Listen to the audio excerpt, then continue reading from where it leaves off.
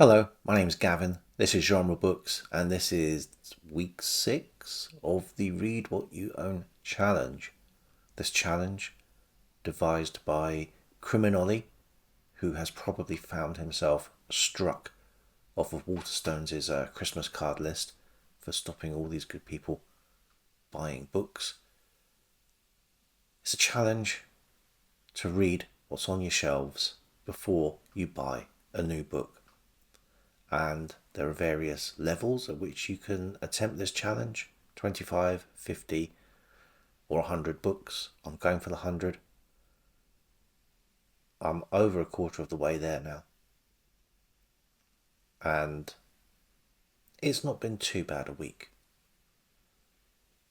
I'll begin by saying that I did finish, as I said I would, last week, Christmas Past. It took a little bit longer than I thought. It took me the best part of the rest of the Sunday.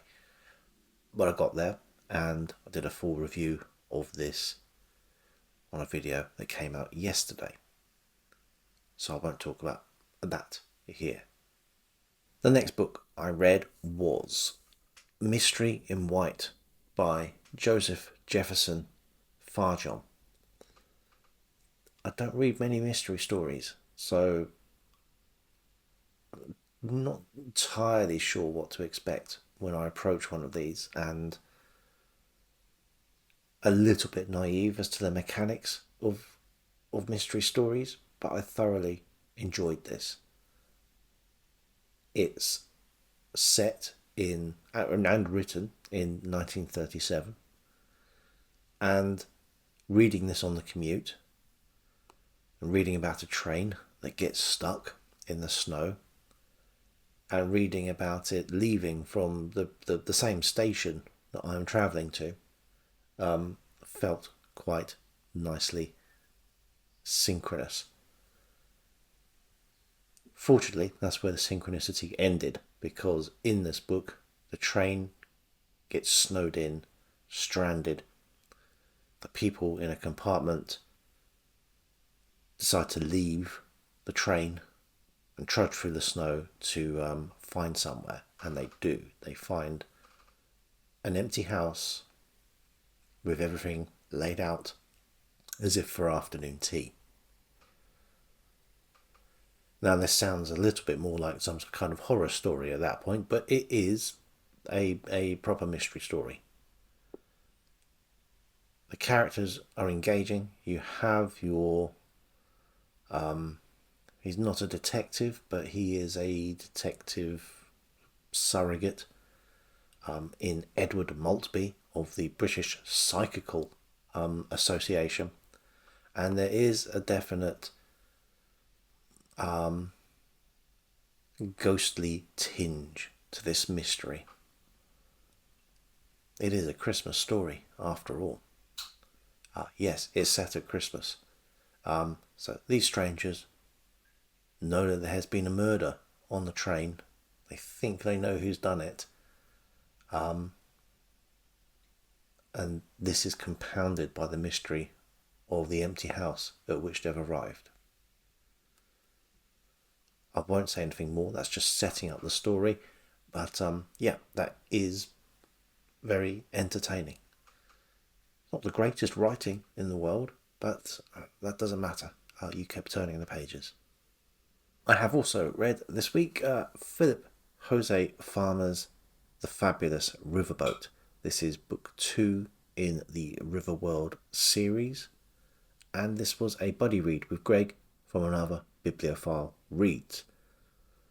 This is the sequel to Your Scattered Bodies Go, which I read last month also as a buddy read, that time with Aaron read a book. And this doesn't quite measure up to Your Scattered Bodies Go, but is still thoroughly entertaining and still leaves you with the same questions about who is behind the river world. We have a different cast of characters from the first book, but because this is the afterlife, these characters could be anybody. We have Sam Clemens as our main character, Mark Twain, and he dreams of creating this riverboat to take him up the river to find the source of the river world and some answers to why all of humanity has been resurrected in this place. He is, however, hampered by all sorts of things. Resources along the river are scarce. Iron is practically non-existent, and what he needs is a lot of iron. What he also needs are allies to help him achieve his dream. And he has some good ones. We have Joe Miller, who is a giant, possibly not even a human, well, not Homo sapiens at any rate, from way back in the Earth's past, who, not the sharpest tool in the box, but for, a prehistoric caveman type figure, makes a pretty good stab of it. We have Lothar von Richthofen, who is Manfred von Richthofen's brother. Manfred von Richthofen is the Red Baron. He is the World War I German flying ace. His younger brother, Lothar, was also a pretty good flyer. He died in an air crash in 1922, so maybe he's not the perfect record of operational effectiveness, but he's a great help to Sam Clemens. And we have a couple of other people who are supporting his idea and dream. Gwen from the previous book has returned, but that's where his list of friends really does run out. He doesn't know if he can trust anybody else, and he knows he can't trust a lot of people. Eric Bloodaxe, the former Scandinavian king and briefly twice King of Northumbria, is there for part of the quest.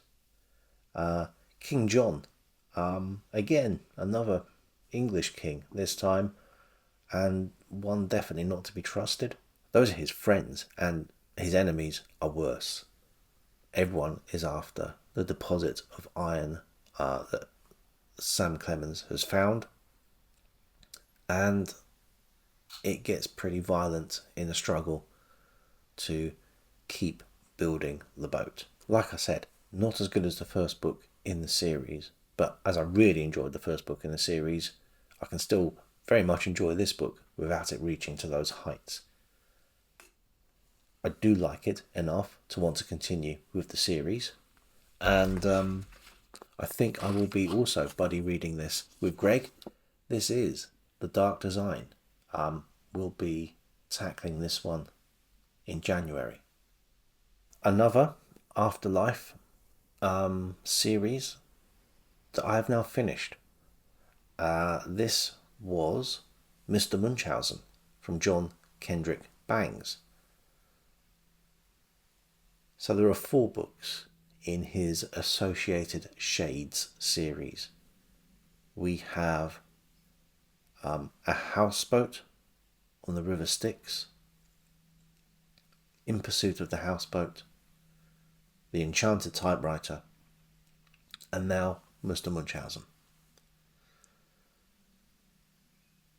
I think this might be the weakest of the books, and it's because it has sort of veered away from Hades itself. We are just concentrating on Mr. Munchausen. This is Baron von Munchausen and a selection of his tall tales, which he is recounting both to his niece and nephew, and also to Ananias, I think some scribe in Jerusalem. I think he dies in Acts in the Bible because he's trying to swindle someone out of some money. The only qualification for being a character in one of Munchausen's stories in this collection is that you pretty much have to be dead. The framing for this story is that our narrator, who I think is supposed to be Bangs himself, receives a telephone call directly from Hades, and it is Baron Munchausen, who says, I want to dictate my stories to you, you can sell them on, you'll get them for nothing. So he phones back the next morning. Bangs has employed a stenographer to write all this stuff out. I have to say I enjoyed the framing in the Enchanted Typewriter more, because you were never quite sure who might be turning up on the typewriter. And limiting these stories just to Munchausen, as good as these stories are, you want to get to see all the other characters from Hades that we've found in the other books. So I have finished that series, but I will be putting together a video to talk about all 4 of the works in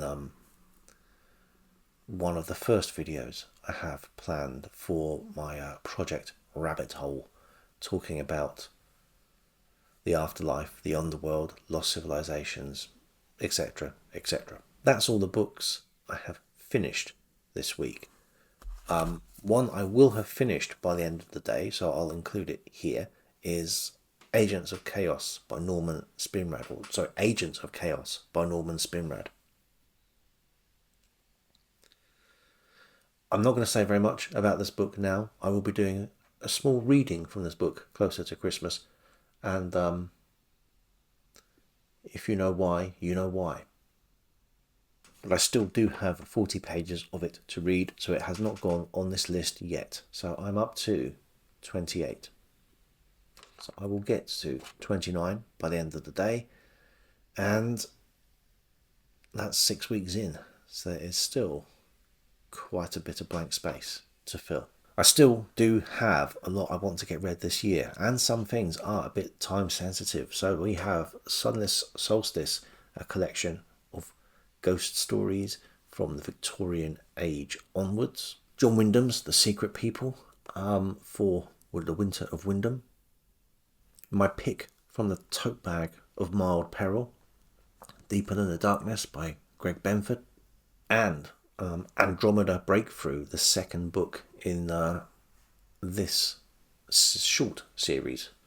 I had a conversation with Duncan from Back Away from the Donkey this week for the first book of this series, A for Andromeda, and that will be on his channel Monday night, so tomorrow night.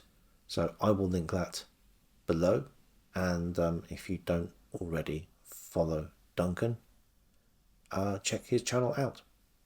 But yes, I'll keep that as a short video because I have a lot of reading to do. I've also got to get Christmas organised. But reading. Till next time. Bye.